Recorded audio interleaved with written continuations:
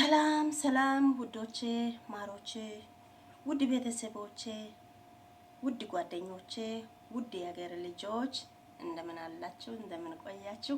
ሁሉ ሰላም ሁሉ መልካም። እኔ ጋር እግዚአብሔር ይመስገን ሁሉም ሰላም ነው፣ ሁሉ መልካም ነው። እግዚአብሔር ስም የተባረከ ይሁን።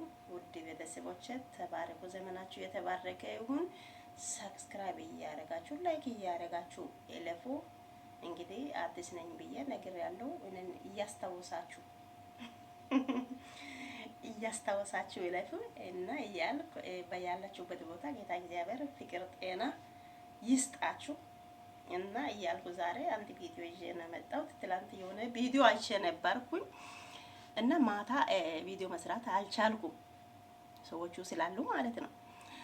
ዛሬ ጠዋት ተነስቼም ለመስራት ፈለኩኝ፣ አልተመቸኝም፣ ተውኩኝ እና ይሄው ዛሬ መጥቻለሁ። አሁን መጥቻለሁ ማለት ነው ለእናንተ ለማውራትና ለነሱ ሀሳብ ለመስጠት በጣም ነው ቸኮልኩት። እና እሱ ምንድነው ካላችሁ፣ ቆይ አብርሃም መጀመሪያ አብርሃምን ልጠይቅ። አብርሃም አንተ ሄርሜልን አገብተን ለመኖር ከዚህ በፊት ለካ እቅድ አለ ማለት ነው?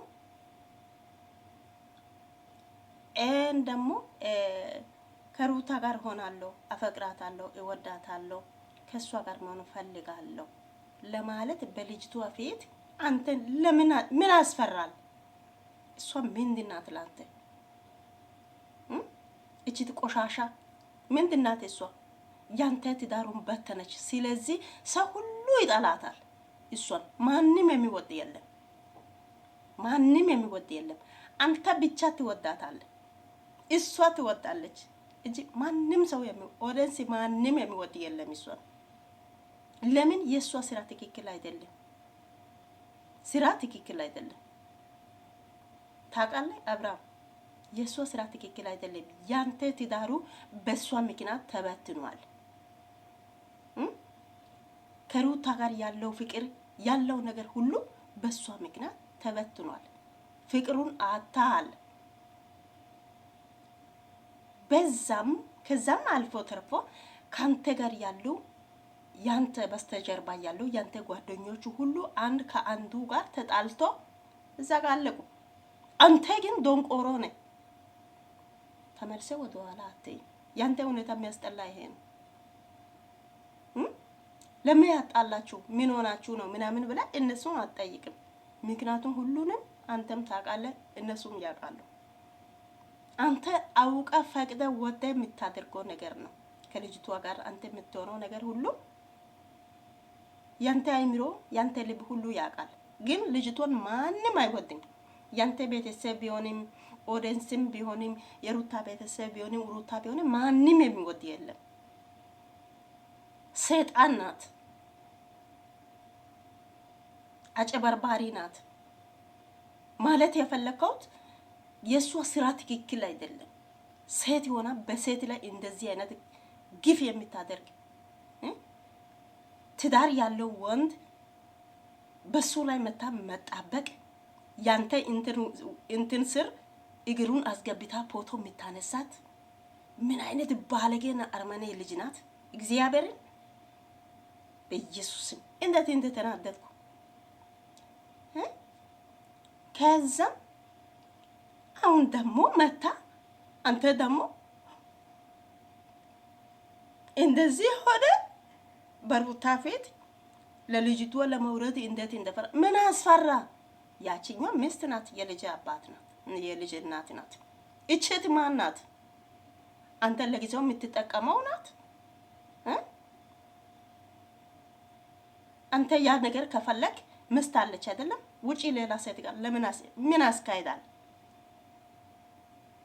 ለምኑ ነው ወደ እሷ ጋር የምትሄደው? ለምኑ ነው? አግብታል፣ ልጅ አለ፣ ሚስት አለች፣ የፈለገው ነገር ማድረግ ትችላለህ። ግን ወደ ውጪ ለምን ትወጣለህ? ለምን ያስካይዳል? የሷም የሚስትም ያው ነው፣ ለውጥ የለም። ምንም ለውጥ አታገኝም። ታውቃለህ? ለዛ እሱን አይታ ነው ያቺኛዋ ልጅ ካንተ መለየት እምቢ አለችው። እሱን አንተ ስላሳየ እንደገና ፈልጋ ነው ትዳሩን መበጠበጥ ፈልጋ ነው የመጣችው። ያንተ ትዳር ደግሞ አደጋ ላይ ነው። አንተ ይሄ ነገር ምንም የማይ ዶንቆሮ ሆነሃል፣ እውር ሆነሃል።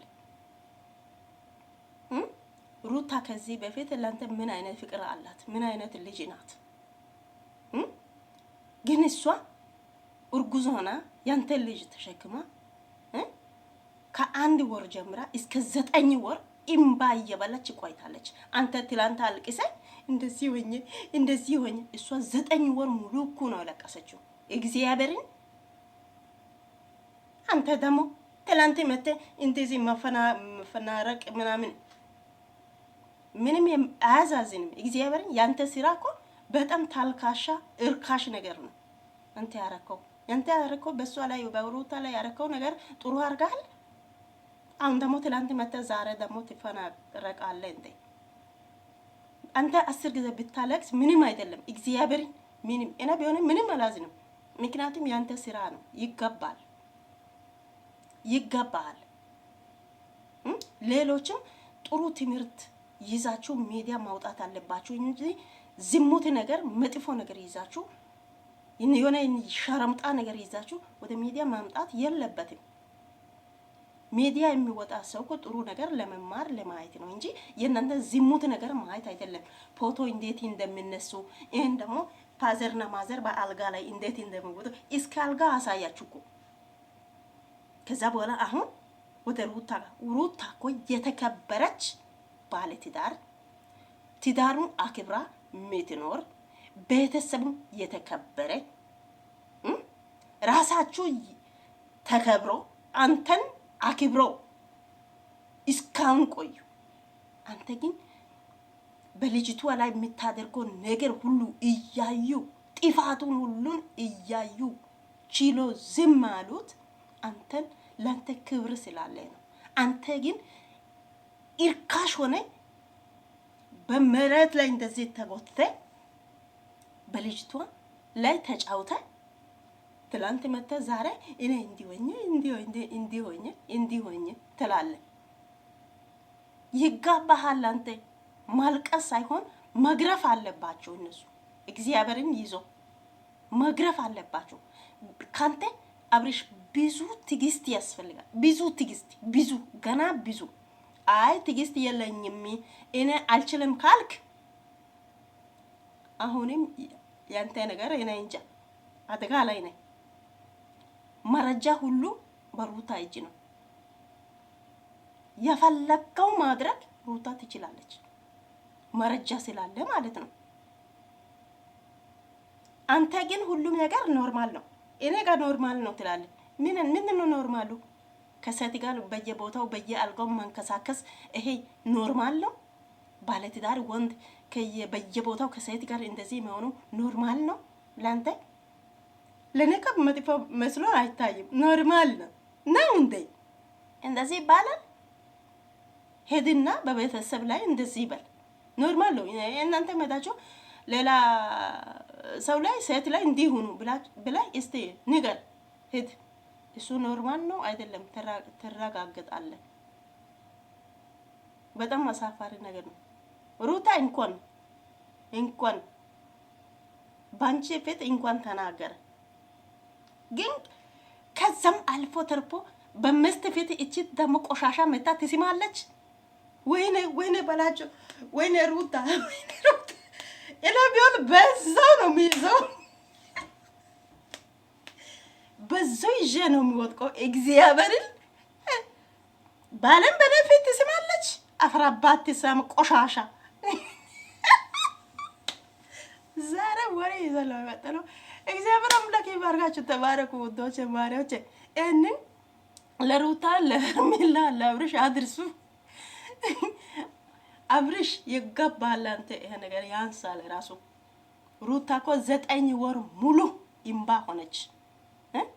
9 ወር ሙሉ ያንተ ልጅ ተሸክማ፣ ግን ይሄ ላንተ ምንም አይመስልም። ያ የማይሆን የማትረባ ልጅ ይዘ እየሮጥክ ልጅቷን አስለቅሰ ከቤት አባረረክ። በዛም አልፎ ተርፎ ስጦታ ብለ የሌላ ሰው ስጦታ አንተ ሰተ አንተ አታፍርም? ቆይ አረ ሸም ሆነዩ፣ አረ ሸም ዛሬው ቀለጠ። አሁን አንተ የምታደርገው ነገር ምንድነው? ሩታ ቤተሰቦቹን አስቀምጠ ያንተ ቤተሰቦቹን አስቀምጠ በእነሱ ፊት ለሩታ ቃል ገፍተ ከዚህ በኋላ እንደዚህ አይነት ነገር አይደገምም ብለህ ነግረህ ተመልሰህ ወደ ቤት ውሰድ። አለበለዚያ ሌላ ችግር ውስጥ ነው የምትገባው። እንደዚህ አንተ እየተጫወትክ 6 ወር ከተቀመጠ ሌላ ችግር ይመጣል። እሱም ማወቅ አለበት። ተጠንቀቅ አብርሽ፣ ተጠንቀቅ ሩታ። ጀግና ነሽ፣ ጀግና እግዚአብሔር ጀግና ነሽ። ያው